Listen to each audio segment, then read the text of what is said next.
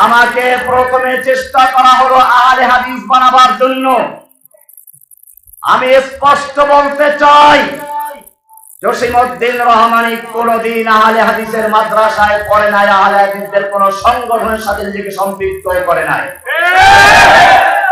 জসিমউদ্দিন রহমানী লালবাগ জামিয়া কোরআনিয়ার ছাত্র।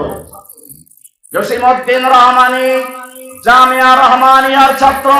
জসিমউদ্দিন রহমানী দারুল তাওবন্দের ছাত্র। সুতরাং যারা এরকম কালারিং করার চেষ্টা করেছে এবং করছে, আমি তাদের সাবধান করে দিতে চাই। আমি দেওবন্দের ছাত্র, দারুল উলুম দেওবন্দের 91-90 ফারেক। আমি দুইবার দাওরা পড়েছি, একবার জামিয়া রহমানিয়াতে, দ্বিতীয়বার দেওবন্দে। আমাকে অনেকভাবে কালারিং করার চেষ্টা করা হয়েছে। আমি স্পষ্ট বলতে চাই, আমি যখন প্রথম তাওহীদের দাওয়াত দেই, হ্যাঁ আমাদের কওমি উলামাদের দেওবন্দের মধ্যে কিছু বিদআত যে নাই তা না, আমি স্পষ্টই বলি এটা। আমি সেগুলো তুলে ধরি, তাই বলে আমাকে আহলে হাদিস বলা দেওয়া হলো। আমি কি আহলে হাদিস? আমার ছাত্র জীবন কেটেছে লালবাগ মাদ্রাসায়। কোথায়? লালবাগ। কোন জামিয়া কোরআনে আরাবিয়া কোন আহলে হাদিস মাদ্রাসা? জামিয়া রহমানিয়ার সাথে আমার স্মৃতি জড়িত। রহমানি আমার নামের অংশ। এটা কোন আহলে হাদিসের মাদ্রাসা? দারুল উলুম দেওবন্দ। আহলে হাদিসদের আখড়া নাকি? দেওবন্দ মাদ্রাসা আহলে হাদিস মাদ্রাসা নাকি? দেওবন্দের ছাত্র আমি। আজকে ভারতবর্ষে, বাংলাদেশ, পাকিস্তান, ইন্ডিয়ান, আফগানিস্তান, যেখানেই বলেন, ইসলামের যতটুকু আলো দেখা যায় সেটা ওই দেওবন্দের ছাত্রদের দ্বারাই হয়েছে। সুতরাং वाकिफ तो है इस राज से ये दार रसन भी, वाकिफ तो है इस राज से ये दार रसन भी, हर दौर में तकमील वफा हमसे हुई है, हर दौर में तकमील वफा हमसे हुई है। যুগে যুগে যখনই বাতিল এসেছে, ওলামায়ে দেওবন্দ, ওলামায়ে হক্কানি, ওলামায়ে রব্বানি তারা ময়দানে ঝাঁপিয়ে পড়েছে। বাতিল এসেছিল, গণজাগরণ মঞ্চের নাম ধরে হক নেমেছিল, ওলামায়ে দেওবন্দ নেমেছিল শাপলা চত্বর আন্দোলনের মাধ্যমে। বাতিল এসেছিল নরেন্দ্র মোদীর রূপ ধরে, হক এসেছিল কওমি মাদ্রাসা ওলামায়ে কেরামদের নেতৃত্বে ব্রাহ্মণবাড়িয়া থেকে, হাটাজারির থেকে কওমি মাদ্রাসার সুরত ধারণ করে।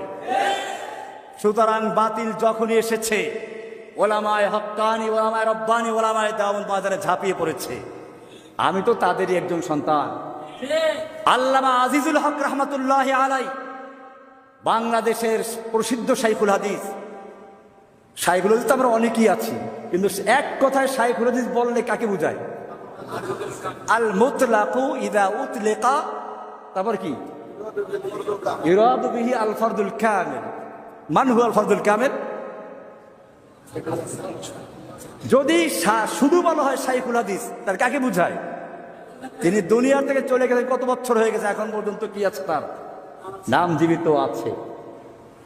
আল্লামা শাইখুল হাদিস রহমাতুল্লাহ আলাইকে দেখতাম, যখনই কোনো এরকম অনিসলামিক কোনো কার্যকলাপ শুরু হয়ে গেছে, তিনি বলতেন আবু বকর রাদিয়াল্লাহু সেই মহান উক্তি, আয়ান কুসুদ্দিন ওয়ানা হাই, দ্বীনের সামান্য ক্ষতি হবে আর আমি জীবিত থাকবো, এটা হতে পারে না। তিনি ময়দানে ঝাঁপিয়ে পড়েছেন।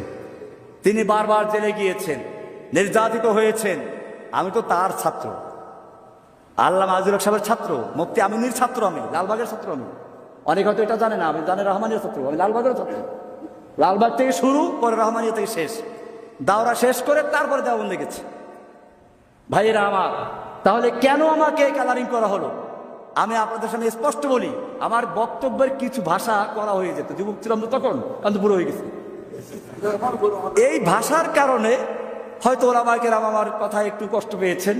আমি আজকের এই লালখান বাজার মাদ্রাসা থেকে বলছি, আমার কথায় যদি কেউ কষ্ট পেয়ে থাকেন, বিশেষ করে আমার কওমি অঙ্গ ওলামায়ে কেরামরা, আমি তাদের কাছে করজোড়ে ক্ষমা চাচ্ছি। আমি আপনাদের সন্তান, আমি আপনাদের বাচ্চা।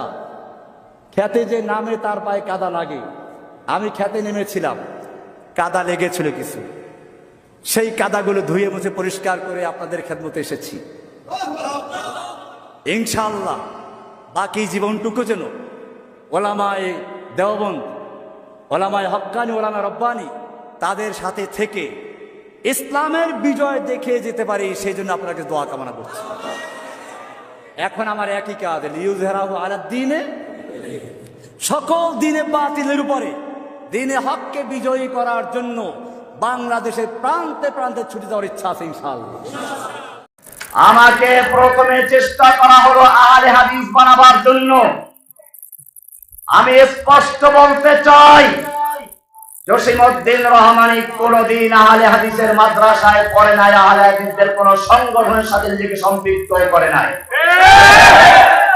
জসিমউদ্দিন রহমানী লালবাগ জামিয়া কোরআনিয়ার ছাত্র, জসিমউদ্দিন রহমানী জামিয়া রহমানিয়ার ছাত্র, জসিমউদ্দিন রহমানী দারুল দেওবন্দের ছাত্র।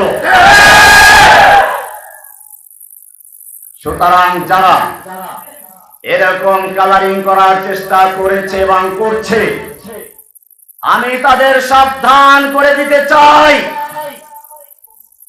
আপনারা যতই চক্রান্ত করেন, হাসিনার চক্রান্ত যেভাবে মাকড়সার জালের মতো ছিন্ন হয়েছে, আপনাদের সকল চক্রান্ত মাকড়সার জালের মতো ছিন্ন হয়ে যাবে ইনশাআল্লাহ।